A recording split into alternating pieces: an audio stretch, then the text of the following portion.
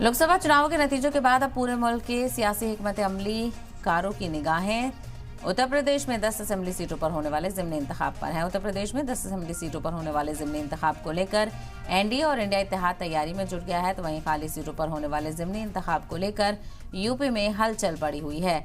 लोकसभा की तरह ही बीजेपी और समाजवादी पार्टी के बीच सीधी टक्कर है। बीजेपी ज़िमनी इंतखाब में पूरे दमखम से उतर रही है, तो वहीं सभी सीटों के लिए यूपी काबीना के वुज़रा को उतार दिया गया है, क्योंकि लोकसभा चुनाव में समाजवादी पार्टी से पिछड़ने के बाद बीजेपी कोई कोर कसर नहीं छोड़ना चाहती। वहीं अखिलेश यादव भी पूरी तरह से तैयार हैं और पीडीए फॉर्मूले पर ही ज़िमनी इंतखाब में भी उतरने जा रहे हैं। अखिलेश यादव अयोध्या के एमपी अवधेश प्रसाद को बड़ी जिम्मेदारी देंगे।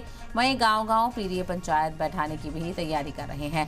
तो यूपी में होने वाले ज़िमनी इंतखाब को लेकर सभी की नजरें हैं और ऐसे में अलग अलग पार्टियों की तरफ से तैयारियां की जा रही हैं। तो उत्तर प्रदेश में 10 असेंबली सीटों पर होने वाले ज़िमनी इंतखाब को लेकर एनडीए और इंडिया इत्तेहाद की तैयारियां देखने को मिल रही हैं। खाली सीटों पर होने वाले ज़िमनी इंतखाब को लेकर यूपी में हलचल बढ़ी हुई है। तो वहीं लोकसभा की तरह ही बीजेपी और समाजवादी पार्टी के बीच सीधी टक्कर है।